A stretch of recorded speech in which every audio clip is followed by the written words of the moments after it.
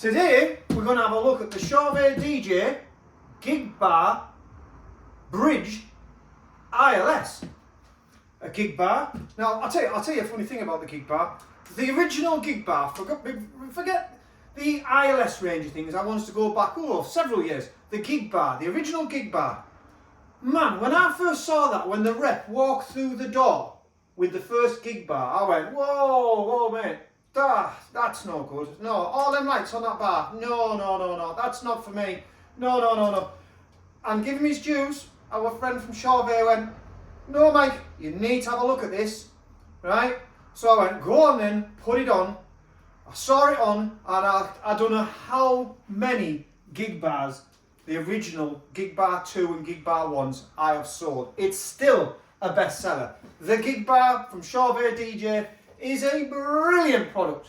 The Gig Bar ILS is another brilliant product. So if you want something mega bright and in the ILS range, and if you want some more information about ILS, you need to go to the Chauvet DJ website.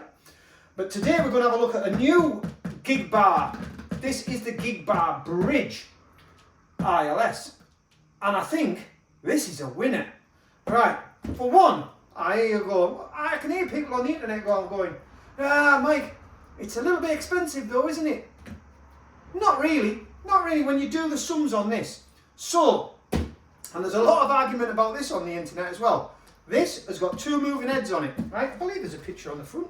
Yeah, it's got two moving heads on it, and it's got some LEDs in the front. These moving heads are 40 watt LEDs in them. Not 70 watt, like someone has said on the internet many months ago. It's 40 watt, definitely.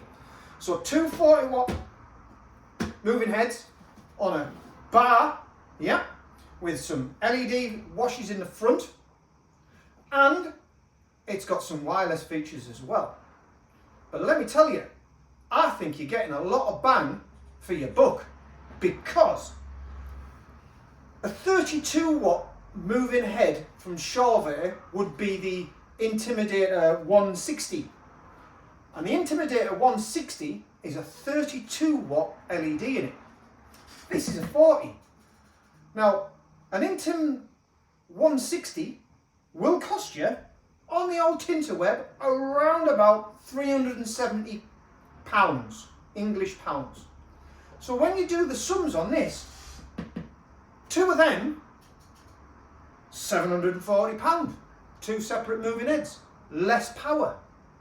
This has got 40 watts, it's on a bar, it's all rigged up together, it's got some LEDs on the front, and it's got some wireless DMX features, and it's ILS for about 750 quid.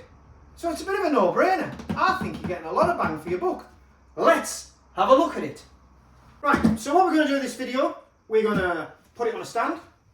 I'm going to stick it on my little DMX desk. We're going to take it in the lighting showroom, and we're going to point it up at the ceiling so you can have a look at the colours, you can see how bright it is, and you can look at the goballs. And obviously it's a moving head, so we know what it's going to do. We know it's going to dance around in the room, and we find when we do a moving head video, our room is not big enough. Even though it's got quite a high ceiling, it's not big enough and it moves around, dances around too much. So we're going to take them in the lighting showroom and point them in a direction so you can see what these moving heads are offering you and these LEDs. And by the way, you know I was talking about value for money. It comes in a bag.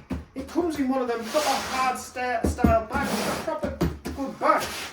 More bang for your buck. Right, in true Mike fashion, we'll just read some specs off the side of the box for you guys who like to drill down into specifications.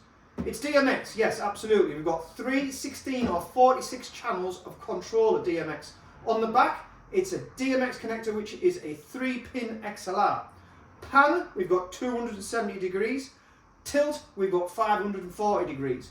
Colours, we've got 9 plus open, split colours, and continuous roll at various speeds. Gobos, 9 plus open. LED source, 40 watt. What else do we need to know off here? The beam angle for the wash is 22 degrees. The beam angle for the moving head is 16 degrees. It weighs in. It's a chunky little light in this. When you get hold of it, it feels like it's really well built. Heavy is sometimes good. Heavy is reliable, strong, reliable. It's not going to break. Feels solid, right? Weighs 8.4 kilos. Right, anything else we need to know off there? I don't think so. Let's have a look. So it comes bagged in a bag like this, right? Which I think's great. Let me have a look here. Open that up.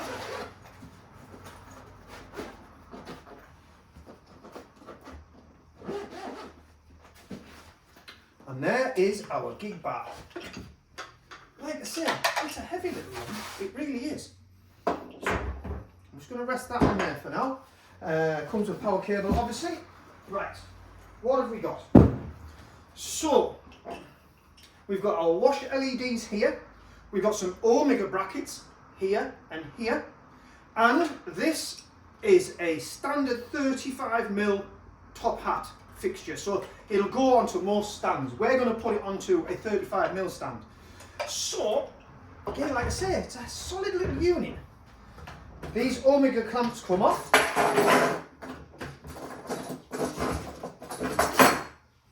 There is another place to fix an Omega clamp on here. You can fit that onto there. So we've got plenty of mounting solutions. We have got PowerCon in, PowerCon out. I like that at either end. XLR in, XLR out. We've got a USB socket on the back, but it says firmware update. It's not for DeFi USBs.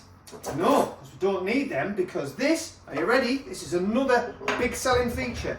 This has got DeFi built into it. It's got a transceiver. So, I hear you say, can I buy 2 of these and master slave them wirelessly? Yes, you can. So, if you've got 2 of these and you just want to run one on one stand, one on the other, they will talk to each other wirelessly, master slave. Awesome. Told you you're getting a lot of bang for your buck. Also, coming to the back of the unit, we have these little connectors things here. It's like a little slot. And then when you put that in, it locks it into place, right? And then on this end, there's a little noggin on the end, which means you can get 2 of these or several of these and clip them together and they'll join and you can make a big long bar. Now, I don't know how many you could go across, I don't know, but you could certainly connect 3 of these together and you could have all moving together. I just think it's a bit of an unusual thing, but I don't know, it might be useful. You know, if you were going to hang 2 of these together and you could clip them seamlessly and lock them, that would be very handy. So like I say, I do think we're getting a lot of bang for our buck on this. I think it's time for us to put it in the lighting showroom, see how bright it is, show you the go balls, show you the colours. Right, just wanted to show you how I've got it set up. Our lighting showroom at the minute is full of stock, so please forgive me. Right, I've got it on a lighting pole here, and I plugged it into a little desk, and the first thing we're going to have a look at is the colours and the go balls. So, first, we're going to have a look at the go balls. Now, that's 2 heads pointing in the same direction, so it's a little bit laid up. If I just put my hand over there, though, over one of the heads, and now you can see that's the go balls that each head will produce.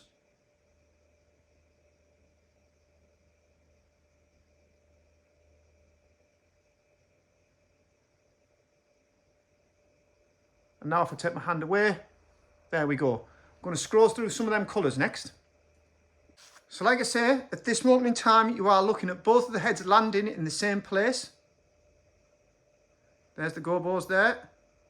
Just going to go through these colours.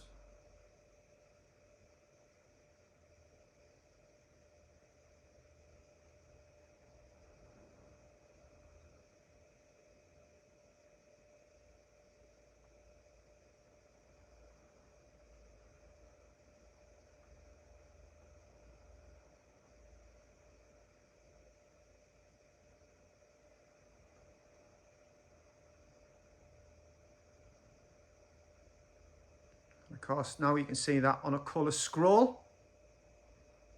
Remember, that's 2 heads we're looking at. If I cover one over, that's just one you're seeing there.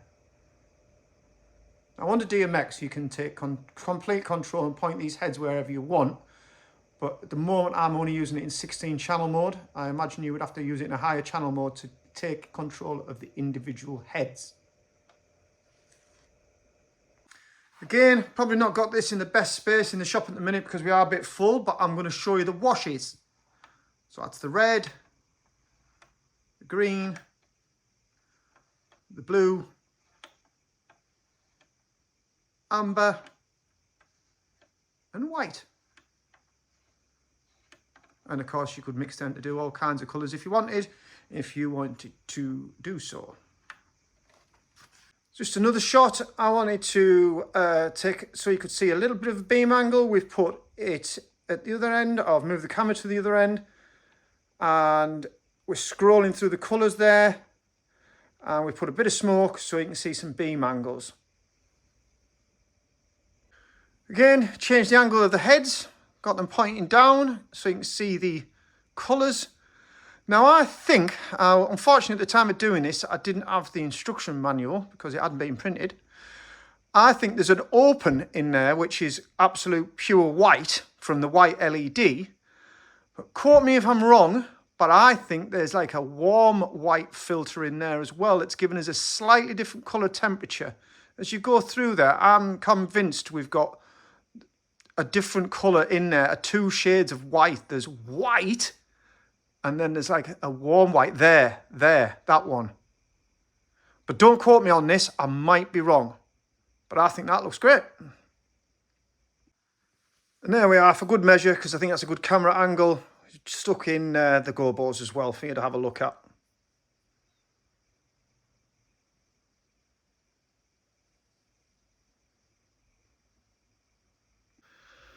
Here we are, I've put it into an auto mode there. Now, a couple of interesting bits about the auto mode, which I'll talk to you about in a minute. But I just wanted to show you it moving around the room.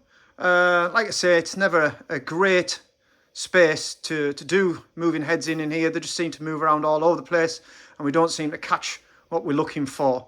But I think that'll give you an idea. The place is rammed with stock at the minute. You can see they're nicely crossing over each other, then copying each other. Programming's really, really nice on this.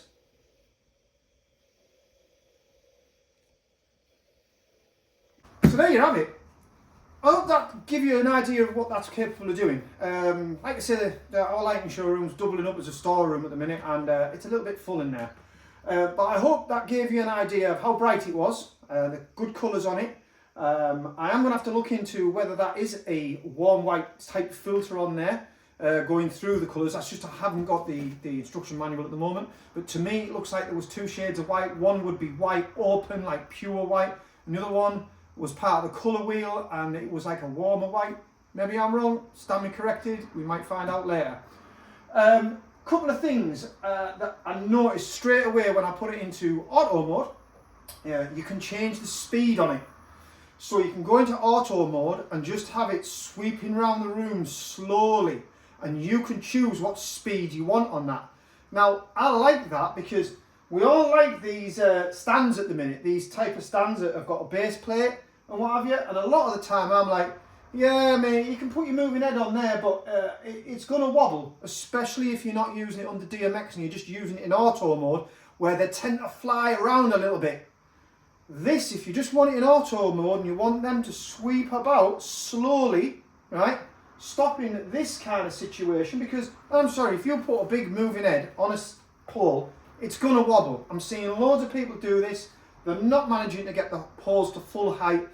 The guys that are making it work are the guys that are DMXing their heads and they're doing slow sweeps and stuff like that. But if you put a moving head of any size, I think, on a pole like this, and put it into auto mode, it's going to fly all over the place and it's going to wobble like hell. Well, this is not the case with this, because in auto mode we can slow it down to do that sweeping thing with no DMX magic. It wasn't under DMX at that point, I just slowed it down. The other thing I liked here as well is we could immediately, in the auto mode, we could have these set to snap, or I think the other word was maybe like a fade. So they would snap on, or they would fade in and out nice and slowly. That again was part of the auto programming, which I thought the auto programming on this was really good. I know we like to use Sound to Light a lot. It will work in Sound to Light. I haven't tested it in Sound to Light, but to be honest with you, it's a given. It will work in Sound to Light.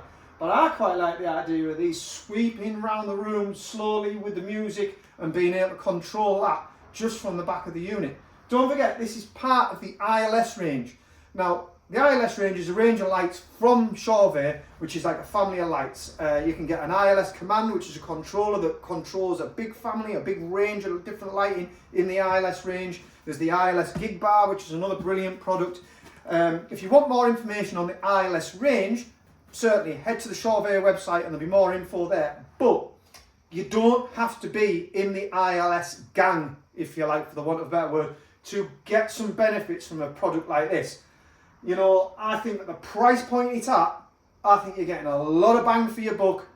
I like the way it's set up. I like the build quality on it. It's bright enough. Yeah, it's not the brightest moving head I've ever seen, but it's certainly bright enough.